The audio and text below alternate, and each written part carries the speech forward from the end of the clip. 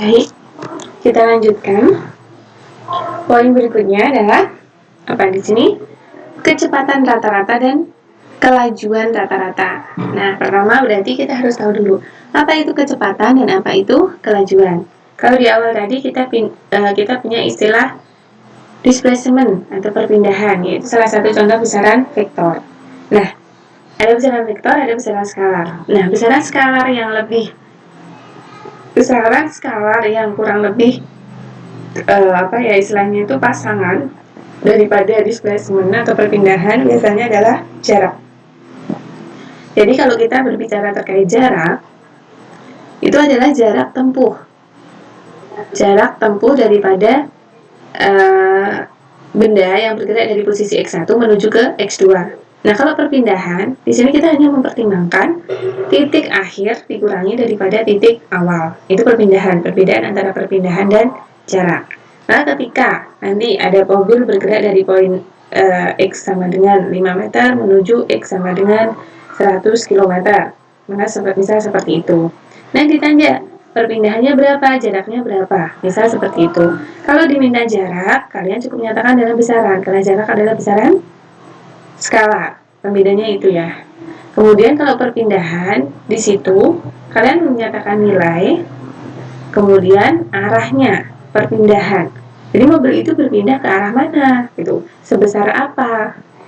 Yang ditinjau adalah nilai akhir dikurangi nilai awal. Dan sekarang kita masuk kepada kecepatan rata-rata dan kelajuan rata-rata. Oke, mungkin definisi daripada kecepatan ataupun kelajuan di sini kurang lebih sama ya.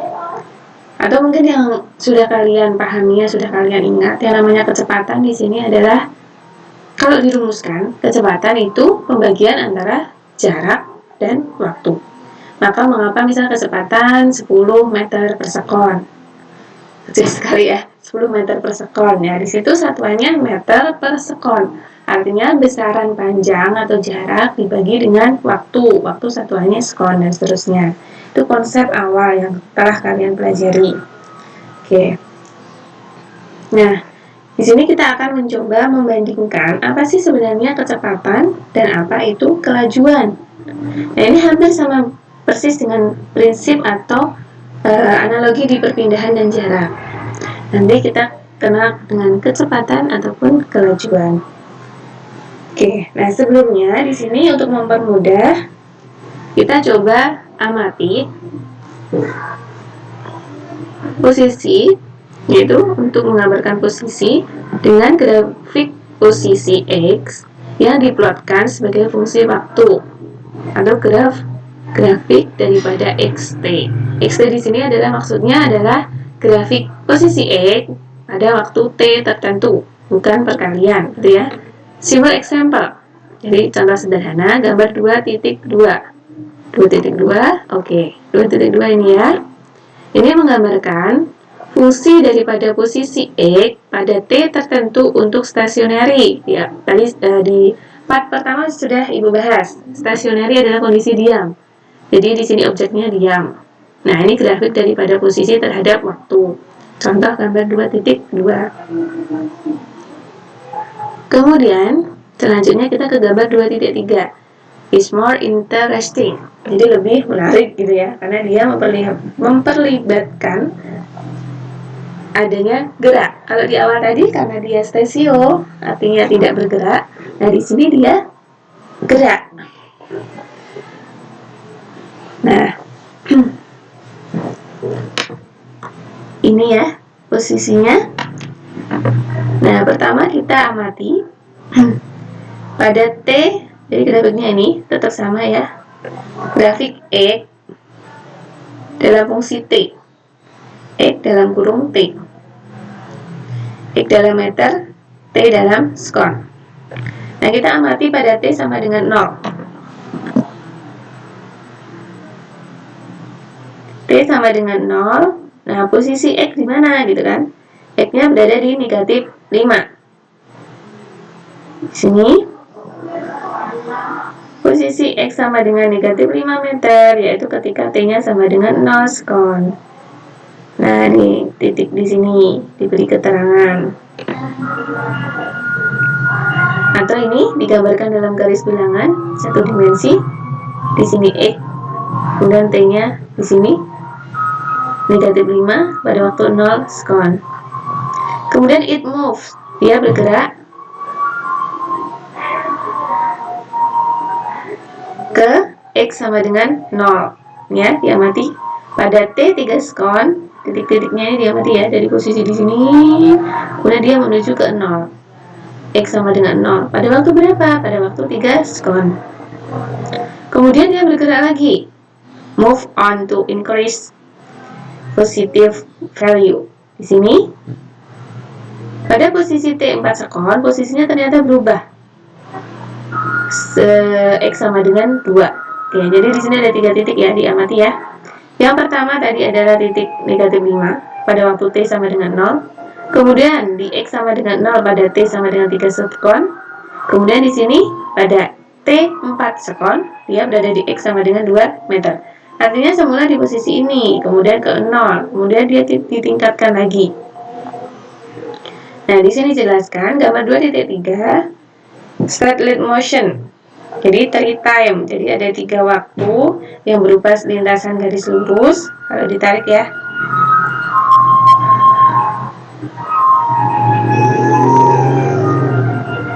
Nah, ini kalau dijelaskan di sini, gambar 23 adalah lebih abstrak, tetapi ini membuktikan seberapa cepat atau menggambarkan seberapa cepat gerak daripada armadillo.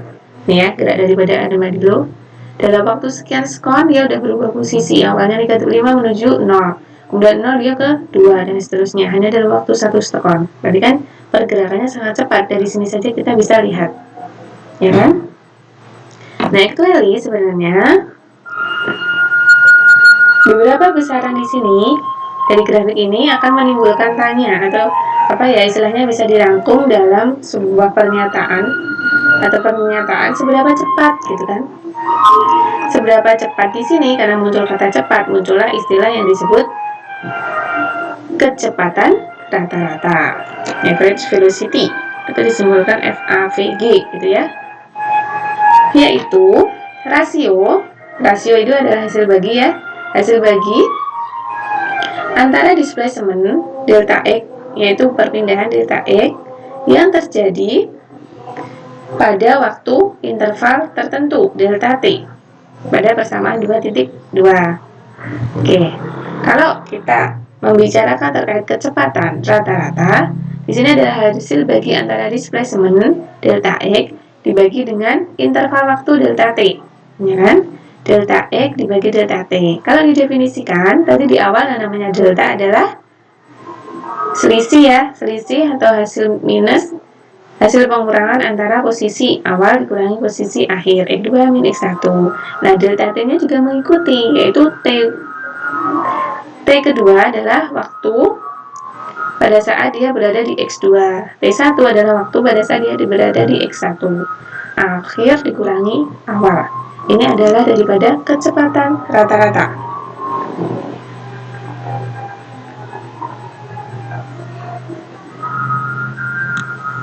Nah, di sini common unit, jadi satuan yang umum untuk apa ini namanya kecepatan rata-rata adalah meter per sekon. Jadi nanti jaraknya dinyatakan dalam besaran satuan SI meter, ya kan, besaran panjang. Kemudian T-nya dinyatakan dalam satuan SI sekon. Nah, mungkin kamu di sini nanti atau di masalah ada ditunjukkan dengan satuan yang berubah. Tetapi sudah pasti itu selalu dalam besaran panjang dibagi waktu. Namanya kecepatan rata-rata, yaitu pembagian atau rasio antara besaran panjang dan waktu. Pokoknya seperti itu. Meskipun nanti tidak dinyatakan dalam meter per sekon, bisa jadi kilometer per jam atau apa ya, itu adalah selalu panjang dibagi dengan waktu. Yaitu definisi secara fisis kecepatan rata-rata yaitu rasio antara displacement delta X dibagi dengan interval waktu delta T.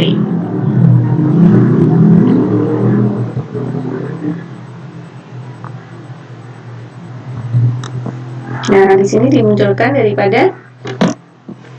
Oke, sebelum itu kita ambil contoh.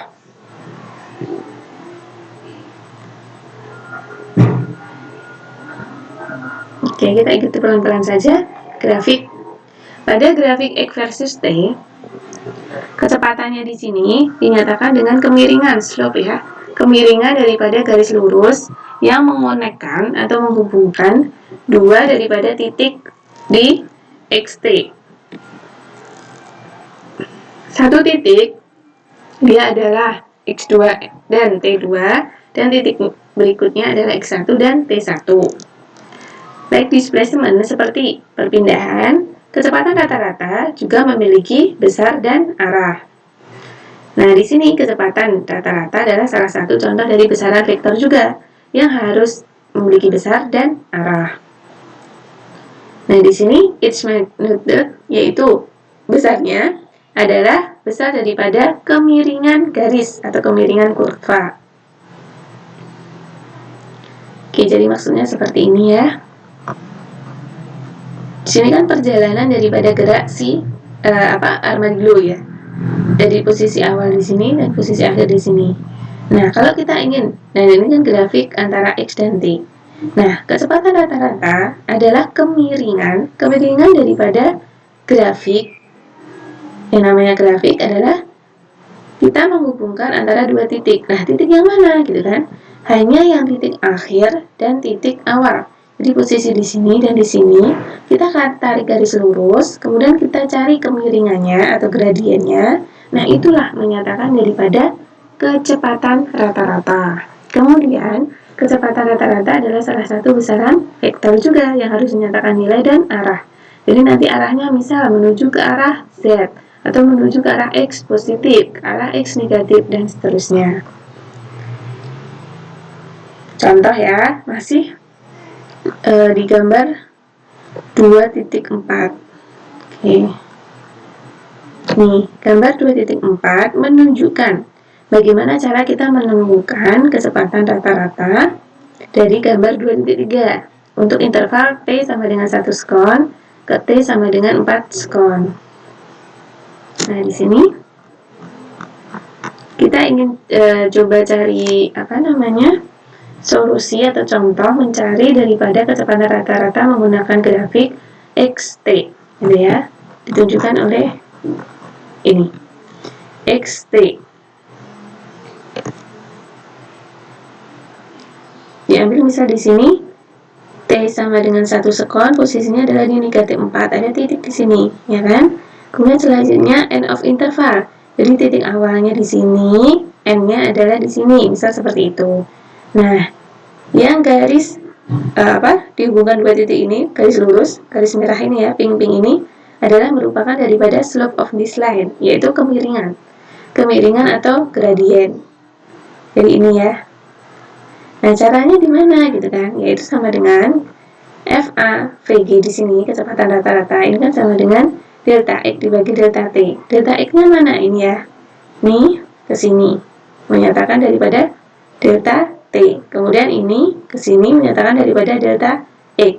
Jadi kemiringan grafik ini, garis lurus ini adalah besarnya daripada delta X dibagi dengan delta T. Delta X dibagi delta T. Nah, di sini konsepnya sama ya dengan persamaan 2.2, bahwa kecepatan rata-rata adalah rasio antara perpindahan dan interval waktu. Oke. Jadi konsep daripada kecepatan rata-rata bisa kita cari melalui grafik hubungan X dan T. Nah, di sini disimpulkan 6 meter dibagi 3 sekon. Nah, diamati 6 meter diperoleh dari mana? Delta X. Delta X-nya yang mana sih? Gitu kan. Kita lihat dari posisi 2, dari posisi negatif 4, kemudian ini 2. Maka delta X-nya adalah posisi akhir 2 dikurangi posisi awal negatif 4. 2 min negatif 4. Artinya 2 plus 4 sama dengan 6 meter. Di sini kita tuliskan. Kemudian delta T-nya berapa? Delta T-nya tinggal, ini posisi daripada waktu awal, ini waktu akhir. Waktu akhir 4 dikurangi waktu awalnya 1. 4 dikurangi 1, 3. 6 meter dibagi 3 sekon sama dengan 2 meter per sekon. Nah, di sini kita sudah dapatkan kecepatan rata-rata daripada gerak yang disajikan dalam bentuk grafik XT. Oke, paham ya? Nah, sekarang kita beralih ke kelajuan, speed. Jadi velocity dan speed biasanya penggunaannya itu ya. Velocity adalah kecepatan, dia vektor. Kalau speed di sini adalah kelajuan. Nah, apa itu kelajuan? Kelajuan di sini, kelajuan rata-rata disimbolkan dengan S ya, S kecil, AVG, adalah different way of describing how fast a particle. Nah, sama-sama dia mendeskripsikan seberapa cepat, gambaran seberapa cepat partikel itu bergerak.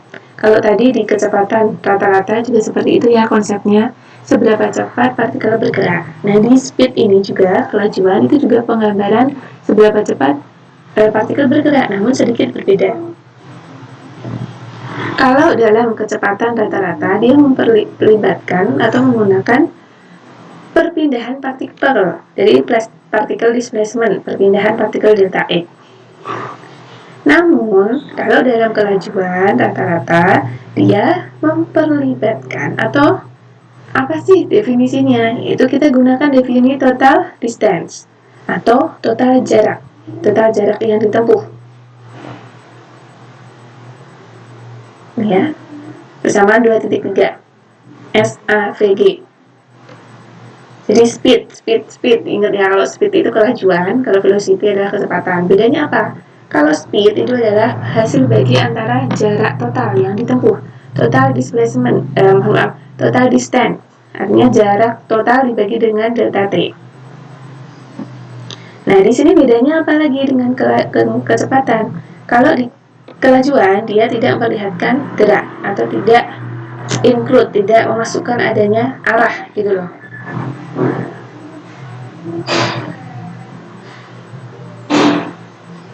Jadi FAVG dan SAVG di sini beda ya secara makna fisis. Meskipun bisa digunakan untuk menyatakan seberapa cepat partikel itu bergerak, Ibu ulangi, kecepatan, kalau kecepatan adalah rasio antara perpindahan dibagi dengan interval waktu. Kalau dengan kelajuan, dia adalah total daripada jarak tempuh dibagi dengan waktu. Kecepatan adalah besaran vektor yang dia dinyatakan dengan arah. Kalau kelajuan dia adalah skalar, jadi tidak memperlibatkan atau tidak melibatkan, tidak memasukkan adanya arah.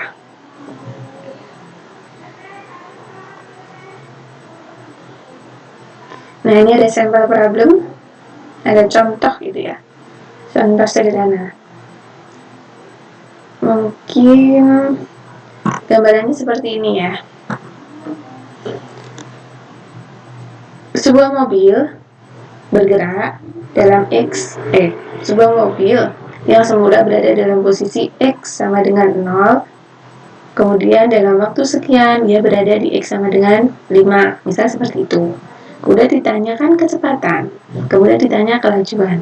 Kalau ditanya kecepatan, kalian memperhatikan posisi daripada akhir dikurangi posisi awal, ya kan? Namun, kalau ditanyakan dengan kelajuan, kalian cukup menghitung jarak total yang ditempuh. Nah, contoh di awal tadi kan misal ada gerak yang awalnya dia berada di posisi X sama dengan 5. Kemudian, gerak berikutnya dia posisi di X sama dengan 200, ya kan? Selanjutnya dia balik lagi ke X sama dengan 5. Nah, kalau kita berbicara tentang kecepatan, maka yang kita perhatikan adalah di akhir dan awal yang X sama dengan 5 tadi, kemudian kembali ke X sama dengan 5. Itu kalau kita membicarakan terkait kecepatan. Namun kalau kelajuan, kita hitung jarak total yang ditempuh oleh mobil. Misalnya dari X sama dengan 5 menuju X sama dengan 200. Nah, dia berarti menempuh 195 meter, gitu ya. Terus kemudian dari X sama dengan 200, dia kembali lagi ke posisi 5. Nah, artinya jarak yang ditempuh total daripada keseluruhan mobil itu berapa? Itu yang dipakai untuk menghitung atau menentukan daripada kelajuan. Oke, paham ya bedanya kelajuan, kecepatan.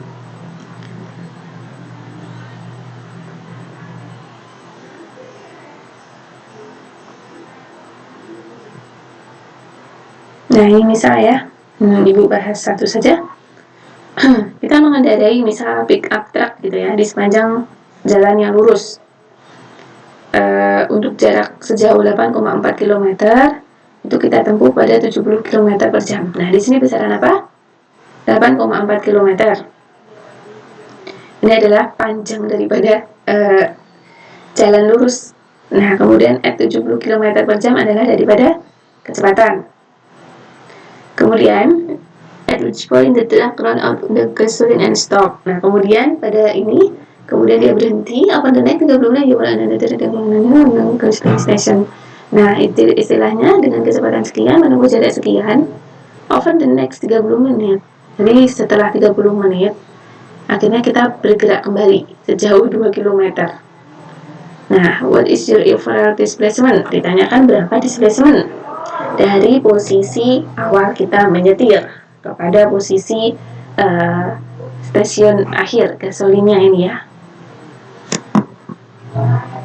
Nah, ide dasarnya kita asumsikan kita bergerak ke arah posisi positif sepanjang x-axis dengan posisi awal x1 sama dengan 0, yaitu pada 0 detik.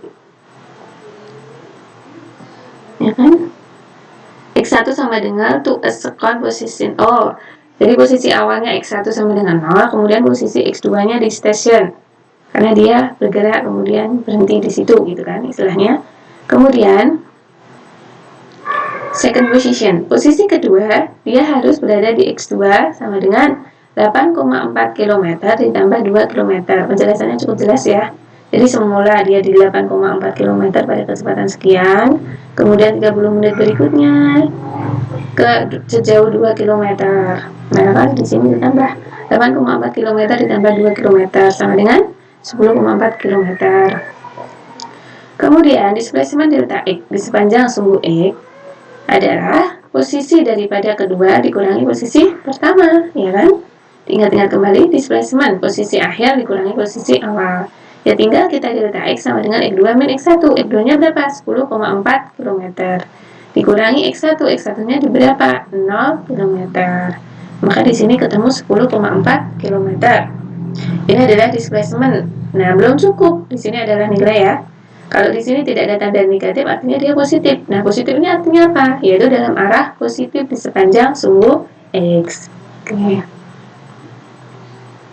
Kemudian pertanyaan yang kedua, berapa waktu interval dari dia titik awal ke titik akhir?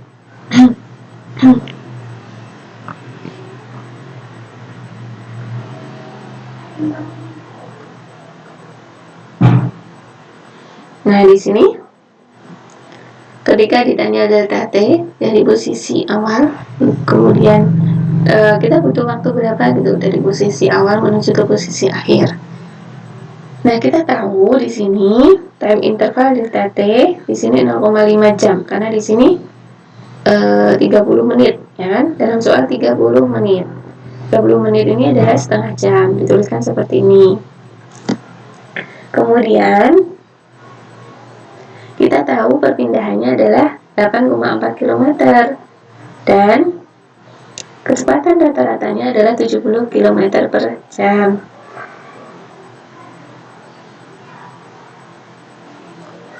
Maka di sini bisa kita tuliskan kecepatan rata-rata, ya kan, ini sama dengan delta X dibagi delta T. Nah, di sini biasa ya kalau kita ingin mencari delta T-nya, delta T-nya kita taruh di sini menjadi delta X dibagi VAVG seperti ini. Dimasukkan angkanya diperoleh 0,12 jam. Maka delta T-nya adalah tinggal kita jumlahkan. Yang tadi ditempuh selama setengah jam, terus kemudian yang awalnya tadi ditempuh selama 0,12 jam. Jawabannya adalah 0,62 jam. Oke. Ibu rasa mudah ya dipahami. Nanti bisa kalian lanjutkan untuk daripada sampel problem 2.01 kaitannya dengan kecepatan rata-rata. Nah, sampai di sini ada gerak, ada posisi, ada displacement, kemudian ada kecepatan rata-rata, ada kelajuan rata-rata. Kemudian poin 2.2 di sini ada instantaneous velocity and speed. Maksudnya apa? Kalau di awal tadi kita membicarakan tentang rata-rata, ya kan, kecepatan rata-rata, kelajuan rata-rata, persamaannya seperti itu, fisisnya seperti itu adalah Ibu jelaskan. Nah, itu menyatakan daripada rata-rata kecepatan. Jadi, mungkin kan di jalan mobil ini mengalami adanya perubahan kecepatan. Maksudnya istilahnya tidak bergerak sedemikian rupa, maka diambil rata-rata, rata-rata kecepatannya sekian dan seterusnya. Nah, sekarang kita beralih ke instantaneous, maksudnya adalah sesaat. Kecepatan dan kelajuan sesaat. Sesaatnya di sini bisa diartikan dalam interval waktu tertentu. Misal kita ingin mengetahui dalam waktu T sekian ini berapa sih kecepatannya dan sebagainya. Nah, persamaan dasarnya adalah poin 2.4. Kita menggunakan limit, ya kan?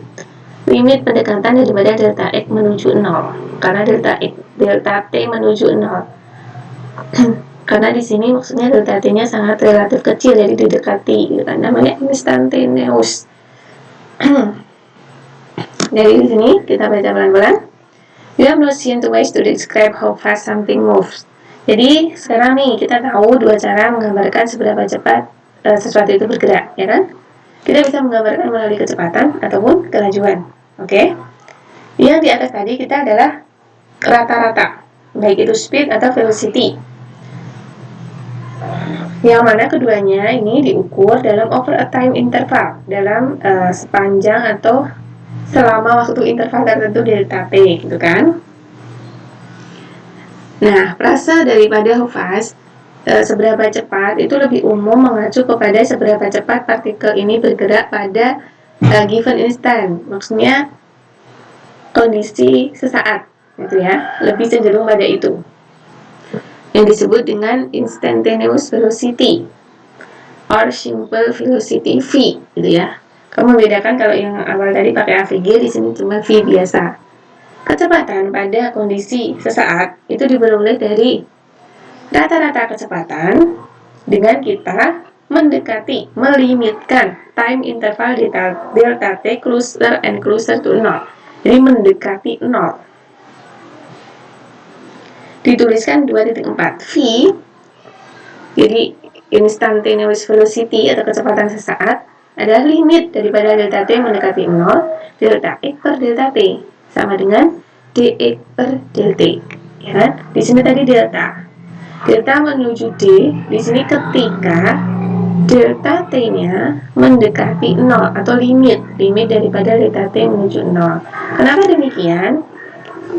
Kita perlu dekati interval waktunya itu cenderung tidak dilibatkan atau sangat kecil, karena yang namanya instantaneous velocity itu istilahnya kecepatan yang dia sesaat. Yang namanya sesaat itu dalam interval waktunya memang sedikit gitu, bisa sekian detik atau relatif kecil, tidak sampai berapa jam dan sebagainya.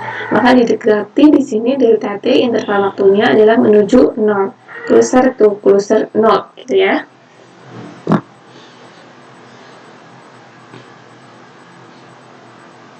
Nah, kemudian cara matematika, kondisi seperti itu V sama dengan dx per dt. Ini V dinyatakan dengan derivatif X terhadap T atau turunan, dikenalkan istilah turunan. Biasanya seperti ini ya, dx per dt adalah turunan X terhadap T.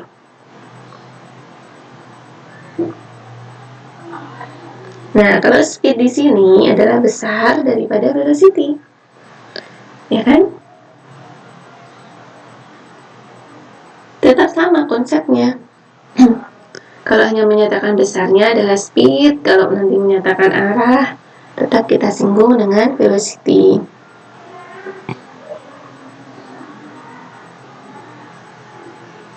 Nah, di sini yang harus menjadi perhatian, speed, ya, kelajuan dan kelajuan rata-rata. Jadi yang kita bahas sekarang ini kelajuan instantaneous atau sesaat dan kelajuan rata-rata di sebelumnya tadi, ini dapat menjadi sedikit berbeda. Contoh nih, sebuah kecepatan 5 meter per sekon dan negatif 5 meter per sekon. Nah, keduanya ini diasosiasikan memiliki kelajuan berapa? 5 meter per sekon. Sama kan? Karena tadi yang namanya speed hanya merupakan besar daripada velocity, ya kan? Di sini besarnya juga 5 dalam arah positif atau arah ke kanan. Dan di sini negatif 5. Besarnya berapa? Juga 5. Namun arahnya ke kiri. Nah, kecepatan yang plus 5 maupun min 5 di sini sama-sama mengimplikasi bahwa kelajuannya adalah 5 meter per sekon. Nah, contoh yang sering kita amati dalam speedometer itu adalah mengukur besarnya saja atau speednya saja, kelajuannya saja, bukan merupakan velocity, yaitu tidak mendefinisikan gerak atau tidak menjelaskan adanya gerak. Jadi di speedometer motor kita, mobil dan sebagainya, yang diukur itu apa sebenarnya? Itu bukan kecepatan ya, namun speed atau kelajuan. Nah, speed itu apa? Speed itu adalah besarnya daripada velocity tanpa diketahui adanya arah atau directionnya. Jadi yang diketahui speed itu hanya besarnya kecepatan atau istilahnya adalah speed, kelajuan. Oke, sampai di sini paham ya? Kita telah sampai kepada pembeda velocity speed, baik itu rata-rata dan instantaneous.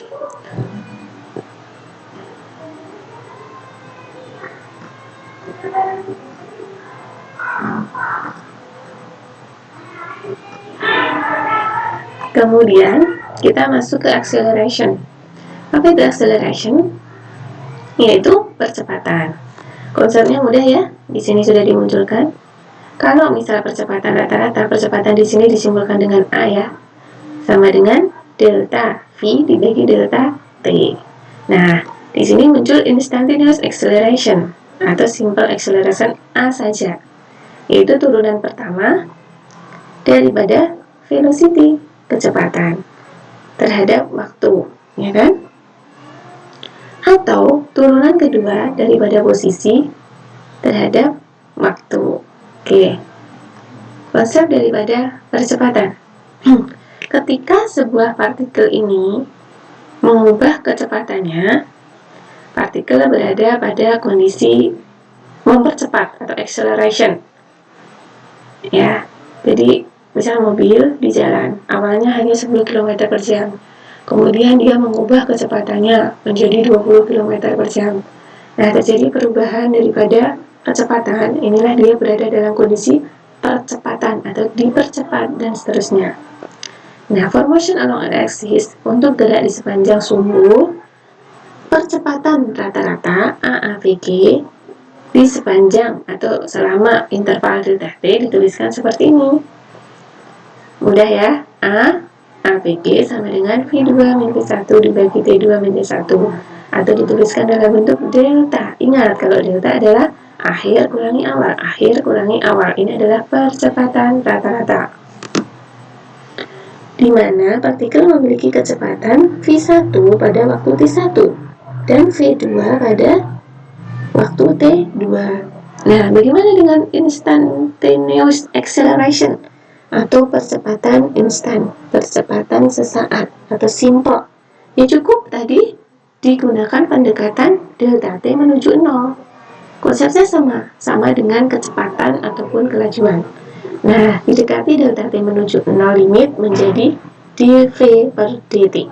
Nah, ini bisa dibaca bahwa A, percepatan adalah turunan pertama dari kecepatan terhadap waktu. Seperti itu ya.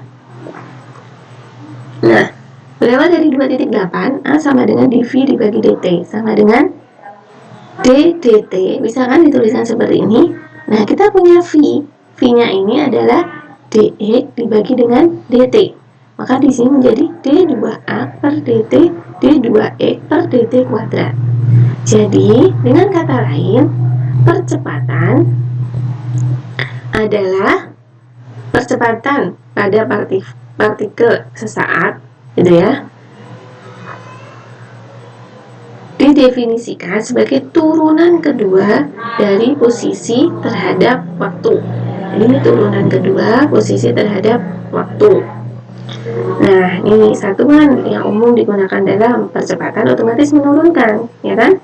Kalau kecepatan satuannya adalah meter per sekon, masih dibagi dengan sekon, maka meter per sekon kuadrat adalah satuan daripada percepatan. Namun tidak memungkiri nanti ditemukan Satuan daripada percepatan tidak meter per sekon kuadrat, namun yang pasti adalah satuan panjang dibagi waktu kuadrat. Kurang lebih seperti itu.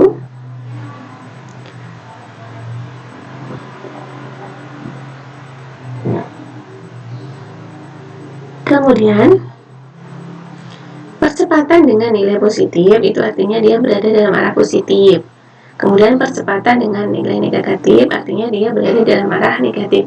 Hampir sama persis dengan konsep-konsep sebelumnya, ya.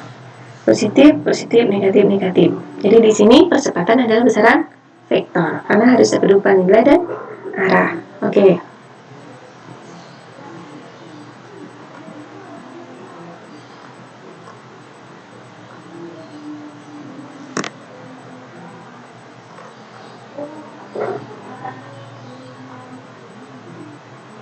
Nah, di sini jika tanda daripada kecepatan dan percepatan dari partikel sama, maka kelajuannya meningkat. Jika berlawanan, maka kelajuan menurun. Oke. Misal, ada mobil melakukan gerak, kemudian diperoleh kecepatannya sekian, percepatannya sekian, dalam arah yang sama. Misal kecepatannya adalah 5 meter per sekon. Percepatannya misal 20, kecepatan 20 meter per sekon, kemudian percepatannya misal 5 meter per sekon kuadrat. Di situ sama-sama positif. Artinya gerak ini terjadi peningkatan, kelajuannya meningkat atau dipercepat. Nah, nanti ketika tandanya berubah, katakanlah misal velocity-nya adalah positif, kemudian akselerasinya negatif, maka di situ dikatakan kelajuannya berkurang. Oke. Mungkin penjelasannya sampai di sini ya. Ada sampai percepatan di 2.3.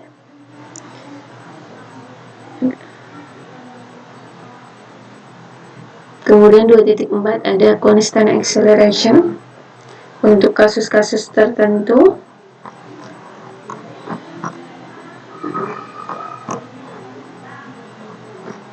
Contoh daripada kemudian percepatan jatuh bebas. Nah, sebelum kita masuk ke poin 2.4, Ibu akhiri dulu, silahkan dipahami. Jika ada yang ditanyakan silahkan. Kemudian nanti kalian coba latihan terkait topik-topik yang telah kita kaji sampai pada acceleration. Oke, Ibu cukupkan terlebih dahulu sebelum kita lanjutkan ke poin 2.4.